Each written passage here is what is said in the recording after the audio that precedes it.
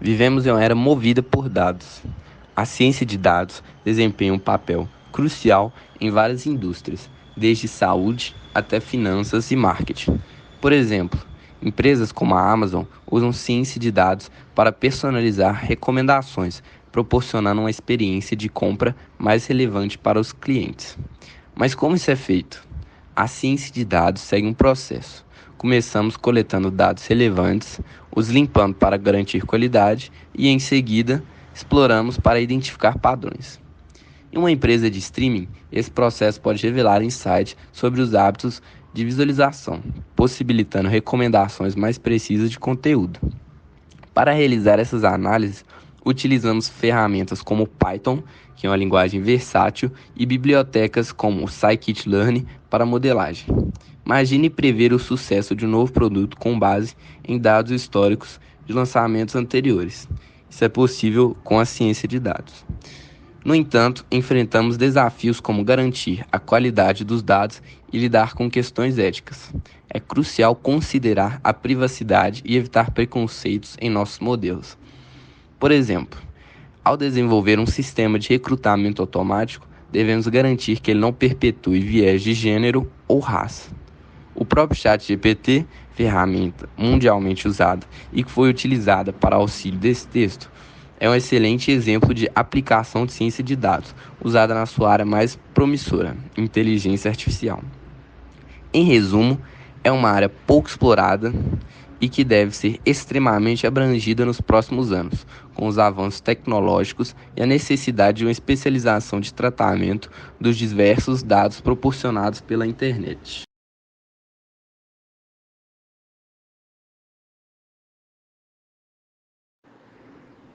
Você já parou para se perguntar como a era dos computadores começou? Hoje vamos explorar a vida de um homem que desempenhou um papel crucial nessa história.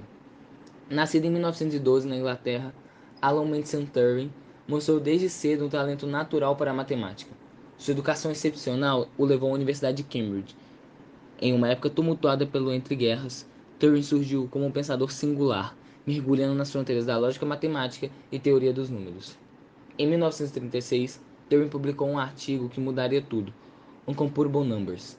Nele, apresentou a ideia de uma máquina teórica, agora conhecida como a máquina de Turing. Este conceito fundamental se tornou a base para o design dos primeiros computadores, lançando assim as bases para a era da computação. A máquina de Turing é uma abstração fundamental da teoria da computação, que ajuda a compreender os limites e possibilidades do algoritmo e da computação. A ideia central é uma representação simplificada de um dispositivo de processamento de informações. Essa máquina imaginária consiste em uma fita infinita, que se estende infinitamente em ambas as direções. Em cada posição da fita pode conter um símbolo, como um número ou uma letra, e acima dessa fita há uma cabeça, que pode ler e escrever símbolos, além de se mover para a esquerda ou para a direita. A máquina opera em estados, onde cada estado representa uma condição particular. O funcionamento é determinado pela combinação do símbolo lido na fita e pelo estado atual. Com base nessa leitura, a máquina pode realizar diversas ações, como escrever um novo símbolo na fita, mover a cabeça para uma direção específica ou transitar para um novo estado. O processo continua até que a máquina alcance um estado de parada. O conceito fundamental é que essa máquina abstrata pode realizar qualquer cálculo que seja logicamente possível, o que significa que, em teoria, ela pode resolver qualquer problema que pode ser descrito por um algoritmo.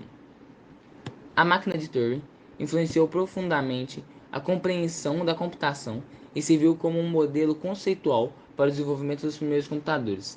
A noção de que qualquer problema resolvido logicamente pode ser processado por uma máquina desse tipo forneceu a base teórica para a construção e design dos modernos sistemas computacionais.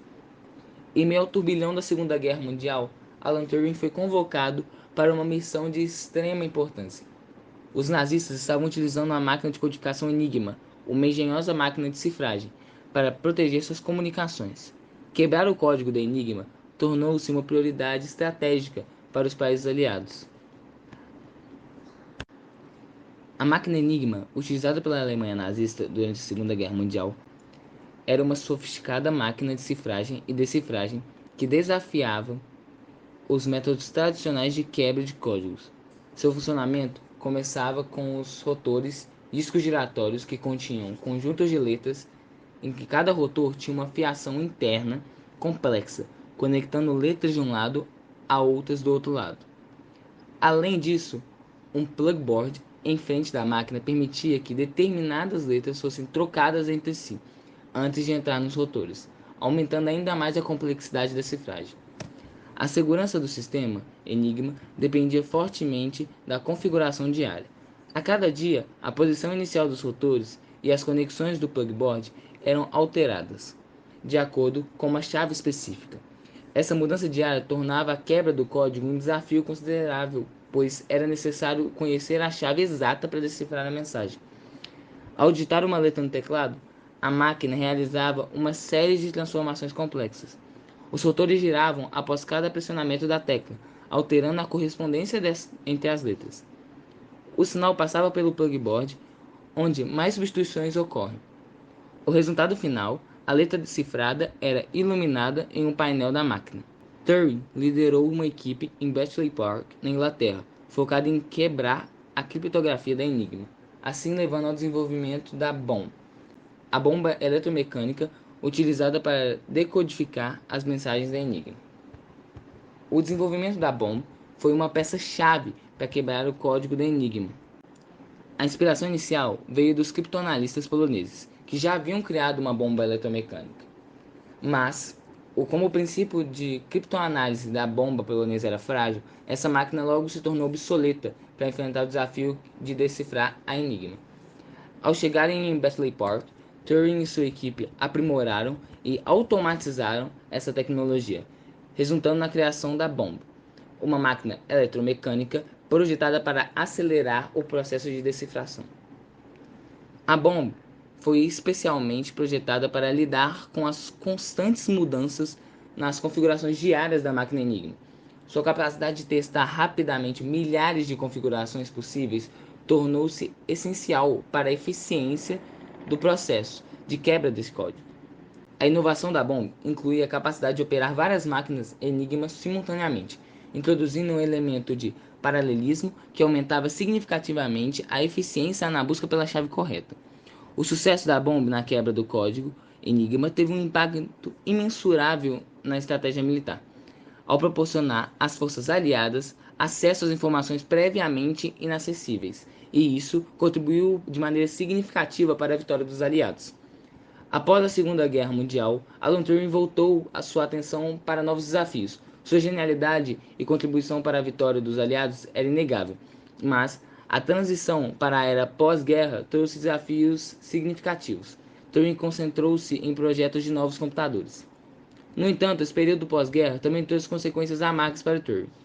Devido à sua homossexualidade, ele foi processado criminalmente em 1952, escolhendo a castração química para não ir para a prisão. Turing enfrentou muita discriminação e sofrimento, apesar de suas notáveis contribuições. Tragicamente, em 1954, Alan Turing faleceu prematuramente.